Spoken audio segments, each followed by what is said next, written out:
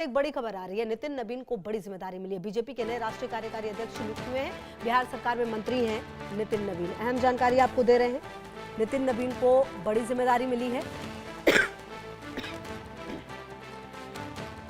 तो आपको बता दें कि बिहार में मंत्री नितिन नवीन बड़ी जिम्मेदारी के साथ, और देखिए बीजेपी वो पार्टी है जो इस तरह के डिसीजन लेने के लिए बिल्कुल हमेशा ही लेती है। और एक बार फिर से जो नितिन नवीन हैं उनको बड़ी जिम्मेदारी मिली है। और आप समझिए कि जब ये जिम्मेदारी मिली है तो इसको किस तरीके से लेकर सामने आएंगे ये देखना अहम है। और ये आपको बता दें कि बीजेपी में बड़ी जिम्मेदारी मिली है। राष्ट्रीय कार्यकारी अध्यक्ष बनाए गए हैं। ये नियुक्ति पार्टी संगठन को मजबूत करने, आगामी राजनीतिक रणनीति को धार देने के उद्देश्य से की गई है। इसे बिहार में बीजेपी के संगठनात्मक विस्तार के तौर पर भी देखा जा सकता है। बिहार सरकार में मंत्री नितिन नवीन को बीजेपी ने बड़ी जिम्मेदारी दी। उन्हें बीजेपी का कार्यकारी राष्ट्रीय अध्यक्ष चुना गया है। पार्टी संगठन को मजबूत करने और आगामी राजनीतिक रणनीति को धार देने में उनकी अहम भूमिका मानी जा रही है। और कहीं ना कहीं आपको बता दें कि रविवार को बीजेपी संसदीय बोर्ड ने बिहार सरकार में मंत्री नितिन नवीन को पार्टी का कार्यकारी राष्ट्रीय अध्यक्ष नियुक्त करने का फैसला किया। और ये जानकारी बीजेपी ने अपने आधिकारिक सोशल मीडिया अकाउंट पर साझा की। नितिन नवीन तत्काल प्रभाव से राष्ट्रीय अध्यक्ष पद संभालेंगे। अब वो जेपी नड्डा की जगह बीजेपी की कमान संभालेंगे। बीजेपी में कार्यकारी राष्ट्रीय अध्यक्ष पद की नियुक्ति के साथ ही उन तमाम अटकलों पर भी विराम लग गया है जिसमें कई दिग्गज नेताओं के नाम की संभावनाएं जताई जा रही थी। नितिन नवीन की नियुक्ति से लेकर बीजेपी ने जातीय समीकरण भी साधने की कोशिश की है। दरअसल बीजेपी के नए अध्यक्ष कायस्थ समुदाय से हैं। इस समुदाय से बीजेपी में शीर्ष पद कई नेताओं को लाने की बात लंबे समय पर चल रही थी। साथ ही आने वाले पश्चिम बंगाल और 2027 में यूपी विधानसभा चुनाव में नितिन नवीन की अहम भूमिका हो सकती है। साथ ही नितिन नवीन की बिहार में काफी मजबूत पकड़ है। बिहार को बीजेपी में अधिक सीट लाने में उनका खास योगदान रहा है। साथ ही वो इस बार लगातार 5वीं बार बिहार विधानसभा चुनाव जीते हैं। एक बार फिर मंत्री बने हैं। वर्तमान में बांकीपुर विधानसभा से विधायक है। नितिन नवीन के कार्यकारी अध्यक्ष पद चुने जाने पर बधाइयों का तांता लग गया। रक्षा मंत्री राजनाथ सिंह ने बधाई दी है। उन्होंने एक्स अकाउंट पर लिखा, बिहार की धरती से आने वाले युवा और ऊर्जावान नेता नितिन नवीन को बीजेपी के कार्यकारी अध्यक्ष चुने जाने पर हार्दिक बधाई। वो एक कर्मठ कार्यकर्ता और कल्पना क्षमता के धनी व्यक्ति हैं। पीएम मोदी के प्रेरक नेतृत्व में बीजेपी को सफलता की नई बुलंदियों तक ले जाने में सफल होंगे। उनके कार्यकाल की सफलता के लिए बहुत शुभकामनाएं।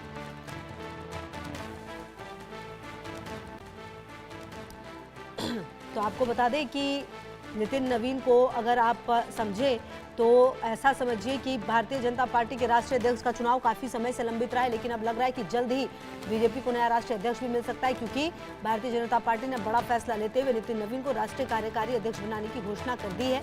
नितिन नवीन को राष्ट्रीय कार्यकारी अध्यक्ष बनाए जाने का मतलब नए अध्यक्ष मिलने तक नितिन नवीन जेपी नड्डा की जिम्मेदारी संभालते नजर आएंगे। आमतौर पर जब चुनाव करीब होता है तो कार्यकारी बनाए जाते हैं। ये चुनाव से पहले की एक अहम प्रक्रिया है। हालांकि नितिन नवीन को राष्ट्रीय अध्यक्ष बनाया जाना उनको मिली एक बड़ी जिम्मेदारी है। नितिन नवीन आपको बता दें बिहार सरकार में मंत्री हैं। नितिन नवीन को राष्ट्रीय कार्यकारी अध्यक्ष बनाए जाने का मतलब वो नए अध्यक्ष का चुनाव होने तक पार्टी के कप्तान होंगे। नितिन नवीन बिहार में भाजपा के कद्दावर नेता हैं। नितिन नवीन बिहार सरकार में पथ निर्माण और नगर निगम जैसे नगर विकास जैसे अहम विभाग के मंत्री हैं। पटना के बांकीपुर विधानसभा सीट से लगातार चुनाव जीतते हुए आ रहे हैं। और आपको बता दें कि 5 बार विधानसभा चुनाव जीते हैं पटना के बांकीपुर सीट से। नितिन नवीन कायस्थ समाज से आते हैं। इस समय बिहार मंत्रिमंडल में कायस्थ समाज के वो इकलौते मंत्री हैं। इनके पिता नवीन किशोर प्रसाद सिन्हा भी भाजपा के कद्दावर नेता थे। पिता के निधन के बाद नितिन नवीन उनकी राजनीतिक विरासत को आगे बढ़ा रहे हैं। आपको बता दें नितिन नवीन ने 2025 के बिहार विधानसभा चुनाव में आरजेडी प्रत्याशी रेखा कुमारी को 51,936 मतों से पराजित किया। 2020 के विधानसभा चुनाव में उन्होंने शत्रुघ्न सिन्हा के बेटे लव सिन्हा को करीब 84,000 वोटों से हराया।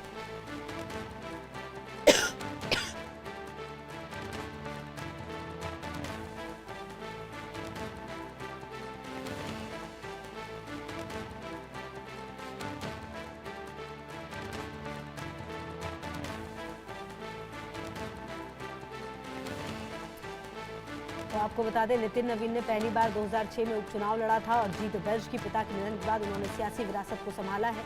इसके बाद 2010, 2015, 2020 के बाद अब 2025 में भी जीत का परचम लहराया। पहली बार 9 फरवरी 2021 को नीतीश सरकार के मंत्रिमंडल विस्तार में उन्हें पथ निर्माण मंत्री बनने का मौका मिला था। दोबारा जब मुख्यमंत्री नीतीश कुमार एनडीए में शामिल हुए तो 25 मार्च 2024 को नितिन नवीन को फिर से मंत्री बनाया गया। उन्हें शहरी विकास एवं आवास विभाग की जिम्मेदारी दी गई। 24 फरवरी 2025 को मंत्रिमंडल विस्तार में उन्हें दोबारा पथ निर्माण मंत्री बनाया गया और बड़ी जिम्मेदारी दी गई। और संजय शर्मा की मौजूदगी हमारे साथ है इसी खबर पर। संजय, अगर नितिन नवीन की बात की जाए तो ज़बरदस्त तरीके का एक्सपीरियंस रखते हैं, कायस्थ समाज से आते हैं। फिलहाल बिहार सरकार में इकलौते वो मंत्री हैं जो कायस्थ समाज से आते हैं। आने वाले समय में पश्चिम बंगाल चुनाव में और साथ ही साथ यूपी के चुनाव में इनकी भूमिका काफ़ी अहम हो सकती है। क्यों इन्हीं के नाम पर मुहर लगी है? फिलहाल आगे क्या जिम्मेदारी इनकी होगी?